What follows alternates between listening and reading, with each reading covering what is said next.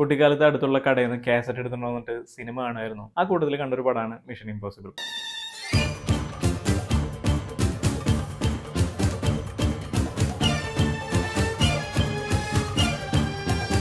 വർഷങ്ങൾക്ക് ശേഷം അതിവിടെ പറയാൻ കാരണം ഈ വാച്ചാണ്.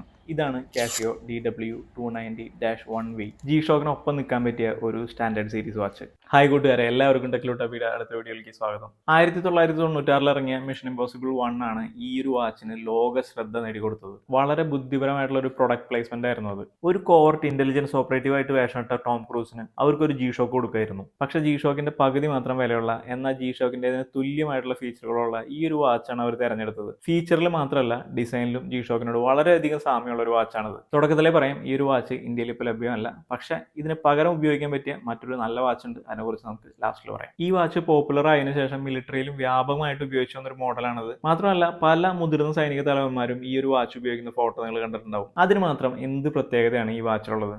US ഈ ഒരു വാച്ച് ഡിസ്കണ്ടിന്യൂ ആവുന്ന സമയത്ത് ഏകദേശം $55 ആയിരുന്നു വില. അതായത് ഇന്ത്യൻ രൂപ കണക്കാക്കി കഴിഞ്ഞാൽ ഏകദേശം ഒരു 5000 രൂപയുടെ അടുത്ത് വരും. ഒരു G-Shock വാച്ചിന്റെ പകുതി വിലകളാണത്. DW290 നമ്മൾ ഫസ്റ്റ് നോട്ടീസ് ചെയ്യുന്ന ഒരു കാര്യം ഈ ഒരു 200 മീറ്റർ വാട്ടർ റെസിസ്റ്റൻസ് ആണ്. G-Shockന്റെ വാട്ടർ റെസിസ്റ്റൻസ് കപ്പാസിറ്റിക്ക് തുല്യമാണത്. സാധാരണ സ്റ്റാൻഡേർഡ് സീരീസ് വാച്ചുകളിൽ 100 മീറ്റർ വാട്ടർ റെസിസ്റ്റൻസേ മാക്സിമം ഉണ്ടാവാറുള്ളൂ. ഈ ഒരു വാച്ചിൽ 200 മീറ്റർ വാട്ടർ റെസിസ്റ്റൻസ് ഉള്ളതുകൊണ്ട് തന്നെ നമുക്ക് വേണമെന്നുണ്ടെങ്കിൽ ഡൈവിങ്ങിനും ഈ വാച്ച് ഉപയോഗിക്കാം. അടുത്ത കാര്യം ഇതിന്റെ ബാക്ക് പ്ലേറ്റ് ആണ്. ഇവിടെ നോക്കിയാൽ അറിയാം ഇതിന്റെ തിക്നെസ്. സാധാരണ G-Shock ഇത്ര ശക്തമായിട്ടുള്ള ബാക്ക് പ്ലേറ്റുകൾ ഉണ്ടാവാറുള്ളത്. അടുത്ത കാര്യം ഇതിന്റെ ഗ്ലാസ് ആണ്. സാധാരണ സ്റ്റാൻഡേർഡ് സീരീസ് വാച്ചുകളിൽ റെസിൻ ഗ്ലാസ് ആണ് കണ്ടുവരുന്നത്. അതിൽ പോറൽ വീഴാനും സാധ്യത കൂടുതലാണ്. എന്നാൽ ഇതിൽ G-Shockൽ ഉപയോഗിക്കുന്ന പോലെയുള്ള മിനറൽ ഗ്ലാസ് ആണ് ഉപയോഗിച്ചിരിക്കുന്നത്. സ്ക്രാച്ച് വീഴുന്നുള്ള പേടിയൊന്നും വേണ്ട. പിന്നെ ഗ്ലാസിന്റെ പ്ലേസ്മെന്റും അല്പം ഉള്ളിലേക്കാണെന്നുള്ളതും പെട്ടെന്ന് ഗ്ലാസ്സിലേക്ക് ഒരു അടി വരാതിരിക്കാനായിട്ട് സഹായിക്കും. അടുത്ത കാര്യം ഇതിന്റെ ഡിസൈൻ ആണ്. വല്ലാത്തൊരു ഡിസൈൻ ആണ്.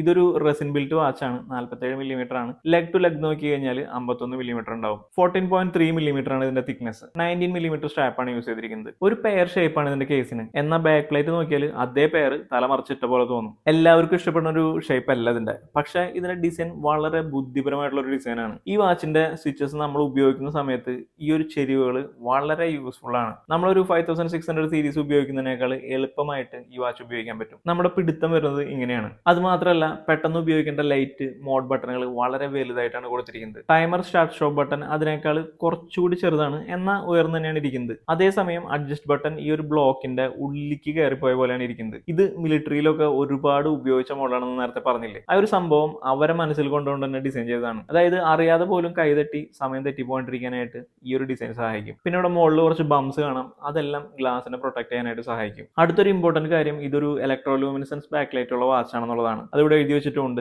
സ്ക്രീൻ ഒരുപോലെ ഇലുമിനേറ്റ് ചെയ്യാനായിട്ട് ഇത് സഹായിക്കും. നല്ലൊരു ലൈറ്റിംഗ് ആണ്. ഇപ്പോൾ ഈ EL ബാക്ക് ലൈറ്റുകൾ വരുന്ന വാച്ചുകൾ കാസിയോയിൽ അധികം ഇല്ല. മിലിറ്ററി പർപ്പസിനൊക്കെ യൂസ്ഫുൾ ആയിട്ടുള്ള മറ്റൊരു ഫീച്ചർ ഇതിലുള്ളതെന്ന് വെച്ച് കഴിഞ്ഞാൽ നമ്മൾ ടൈമർ ഉപയോഗിക്കുമ്പോഴും സ്റ്റോപ്പ് വാച്ച് ഉപയോഗിക്കുമ്പോഴും ടൈം മുകളിൽ കാണാന്നുള്ളതാണ്. അതിൽ നമ്മൾ കോംപ്രമൈസ് ചെയ്യേണ്ടി വരില്ല. ഫീച്ചറുകൾക്ക് വന്നു കഴിഞ്ഞാൽ ഈ ഒരു വാച്ചിൽ ഉപയോഗിച്ചിരിക്കുന്നത് 3231 എന്ന് പറഞ്ഞ മൊഡ്യൂളാണ്. ഇതൊരു അലാം ക്രോണോഗ്രാഫ് ആണ്. സ്പ്ലിറ്റ് ടൈമും എലാപ്സ് ടൈമും ഒക്കെ കാണിക്കാൻ പറ്റിയ ഒരു സ്റ്റോപ്പ് വാച്ച് ഇതിലുണ്ട്. 24 hours റേഞ്ച് ഉള്ള കൗണ്ട് ഡൗൺ ടൈമർ ഉണ്ട്. Hourly time signal, alarm, flash alert, auto calendar, 12 hour 24 hour format, ഇതെല്ലാം ഉണ്ട്.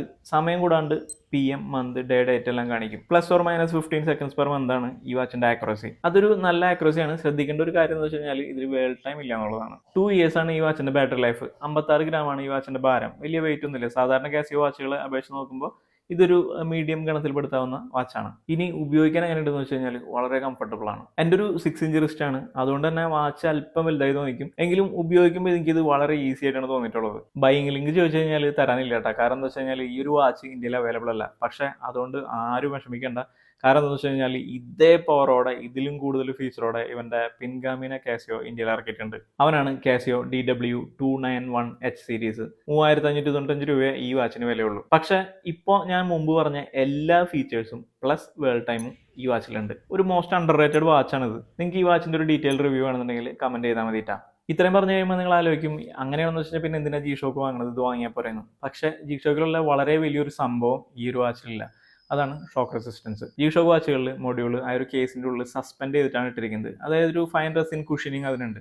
അതുകൊണ്ട് തന്നെ പുറത്തുനിന്നുള്ള അടിയൊന്നും ആ ഒരു മൊഡ്യൂളിനെ ബാധിക്കില്ല. മൊഡ്യൂൾ കംപ്ലൈന്റ് ആവില്ല. ഡൈവിങ്ങിനാണെന്നുണ്ടെങ്കിൽ ഈ 2 വാച്ചുകൾ ഉപയോഗിക്കാം. പക്ഷേ കുറച്ചുകൂടി റഫ് യൂസിനാണെന്നുണ്ടെങ്കിൽ G-Shock ആണ് നല്ലത്. ഇന്ന് കരുതി പേടിക്കൊന്നും വേണ്ട. കാരണം F91W പട്ടാളക്കാർക്ക് വരെ സിമ്പിളായിട്ട് യൂസ് ചെയ്യാന്നുണ്ടെങ്കിൽ ഈ വാച്ച് നമുക്ക് ധാരാളം ഉപയോഗിക്കാം. ഈ വാച്ച് അതായത് DW290 ഇന്ത്യയിൽ ലഭ്യമല്ല. പക്ഷേ DW291 വേണമെന്നുണ്ടെങ്കിൽ Casio exclusive store MG road കൊച്ചിയിൽ അവൈലബിൾ ആണ്, ഓൺലൈനിലും കിട്ടും. അപ്പോൾ ഇതാണ് ഇന്നത്തെ വീഡിയോ. അപ്പോൾ വീഡിയോ ഇഷ്ടമായി കഴിഞ്ഞാൽ നമ്മുടെ ചാനൽ ഒന്ന് സബ്സ്ക്രൈബ് ചെയ്യാനും അതുപോലെ തന്നെ നമ്മുടെ വീഡിയോ ഒന്ന് ഷെയർ ചെയ്യാനൊക്കെ മറക്കരുത്.